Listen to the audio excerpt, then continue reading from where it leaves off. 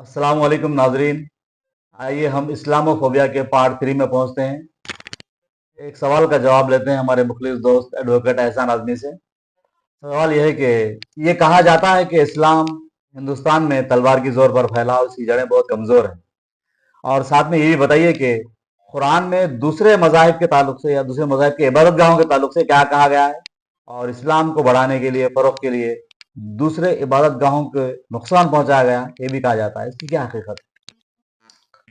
السلام علیکم ناظرین، بڑا ہی اہم ترین سوال ہے اور اکثر سوشل میڈیا پر اس قسم کے پوسٹ بھی آتے ہیں۔ جی تو پہلی چیز تو جس دور میں اسلام کی نشر و اشاعت یا یوں سمجھیے کہ اسلام پھیلنا شروع ہوا، جی وہ دور پولیٹیکل ایکسٹینشن یعنی کہ سیاسی اقتدار کو پھیلانے کا دور ہوا کرتا تھا۔ مذہب کے نام پر ہولی وار یعنی اس قسم کا کانسیپٹ اس وقت موجود نہیں تھا۔ جی جو تصور تھا مائٹ از رائٹ، جی جس کی لاٹھی اس کی بھینس، اچھا اس دور میں یہی تصور تھا۔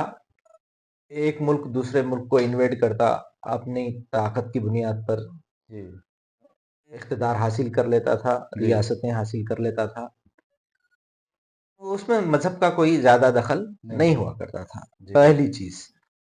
دوسری چیز، ساحلی علاقوں میں خاص کر، جی کیونکہ جب ٹرانسپورٹیشن، مینس آف ٹرانسپورٹیشن سوائے پانی کے جی اور گھوڑے وغیرہ سے کوئی دوسرا مینس آف ٹرانسپورٹیشن ٹیکنالوجی آج ڈیولپ ہوئی ہے، جی پہلے یہی ہوا کرتے تھے۔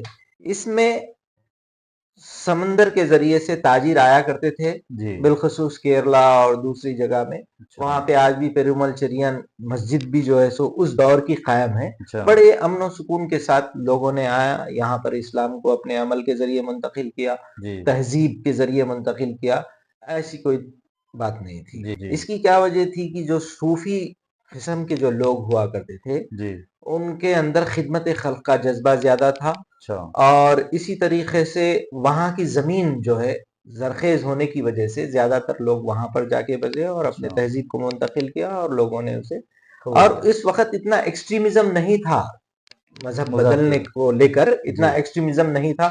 اور بالخصوص جب رولر کا ریلیجن اگر کوئی ہو جائے اور کوئی عوام اس ریلیجن میں چلے جائے تو زیادہ پرابلم نہیں ہوتا۔ جی تو اسلام کیا ہے، رولر کا ریلیجن تھا، جب وہ رول کر رہے تھے اور ان جی کا مذہب تھا، اچھا تو اس میں لوگوں کو زیادہ پریشانی نہیں ہوتی تھی۔ اور ایک قسم کا تصور یہ بھی تاریخ میں آتا ہے کہ اسلام کو اپنانے سے جی انہیں جو گورنمنٹ سے جو بینیفٹس ہوتے تھے جی وہ بھی ملنے کی ملنے غرض سے کچھ لوگ، بہت سارے اسلام میں لوگ کیا داخل ہوئے کہیے جی اسلام میں داخل۔ تو یہ بیسیکلی یہ ذرائع تھے۔ آج اسلام اے کے آئی کا فروغ زمانہ ہے، جی جو بڑے بڑے ہسٹورینس نے اس چیز کو جو ہے سو رد کیا، انکار کیا کہ کچھ آدھ ایک واقعات ایسے بھی ہوئے ہوں گے، جی لیکن زیادہ تر جو ہے سو اس طریقے سے اسلام امن کے ساتھ پھیلا۔ جی رہا سوال کا دوسرا حصہ، سورہ حج کی سورہ آیت نمبر 39 ہے۔ جی اس میں اللہ فرماتے ہیں کہ اذن للذین یقاتلون بانہم ظلموا جی وان اللہ علی نصرہم لقدیر۔ اچھا تمہیں اور ان لوگوں جی کو اجازت دی گئی ہے۔ اچھا کس چیز کی اجازت دی گئی ہے؟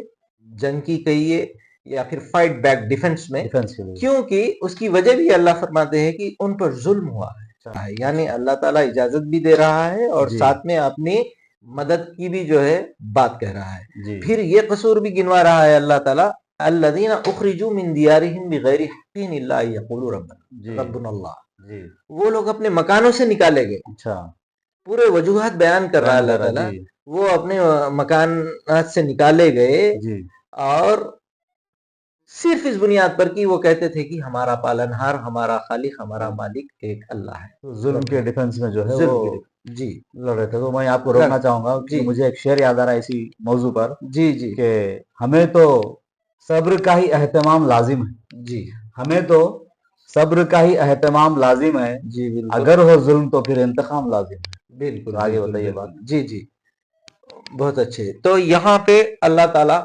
اجازت تو دے رہے ہیں، جی اور اس کی ایک اور دوسری سب سے بڑی اہم وجہ، جی اگر ہم اس کو ماڈرن ڈے کی اگر کیا کہتے موجودہ ہیں سیناریو میں کہ سیناریو میں اگر جی سوچے جی اس کو، اگر ہم اس کی یعنی ڈیپر اگر اس کا انالیسس کرنے جائے تو کتنی بڑی آیت ہے. الذین اخرجوا من دیارہم بغیر حق الا یقول ربنا اللہ ولولا دفع اللہ الناس بعضهم ببعض لهدمت الصوامع وبیع وصلوات ومساجد یذکر فیہا اسم اللہ کثیرا. جی کیا معنی ہے اس کا کہ اگر ہم اس طریقے سے لوگوں کو ایک دوسرے سے دفع نہ کرتے جی تو یہ دوسری جو عبادت گاہیں ہیں، جی چاہے مونسٹریز ہو، چاہے گرجا گھر ہو، چاہے چرچز ہو، اور دوسری وہ عبادت گاہیں جس جی میں اللہ کا ذکر کثرت سے ہوا کرتا اچھا ہے، اللہ تعالیٰ اس کے بعد مسجد کا ذکر کرتا ہے. اچھا یعنی کہ جو دوسرے مذاہب کی عبادت گاہیں ہیں جی اس کو بھی قرآن کہہ رہا ہے کہ اس میں بھی کثرت سے اللہ کا ذکر ہوتا ہے. اچھا تو سوچئے گا، جی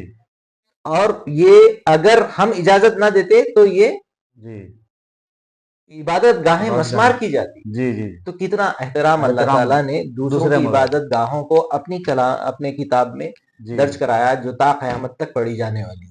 بے یہ شک مسلمان کا ایمان جی ہے. جی بالکل تو اس اعتبار سے مسلمان تا قیامت تک پابند ہے جی اس چیز کے کہ دوسروں کی عبادت گاہوں کی نہ صرف احترام کیا جائے جی بلکہ موقع ملا تو ان کی حفاظت بھی کی جائے، اور یہ کرے ان بھی کی ہیں. ذمہ داری ہے. ہاں جی صحابہ وغیرہ کی مثالیں بھی ہم نے جی سامنے صحابہ ہوگا.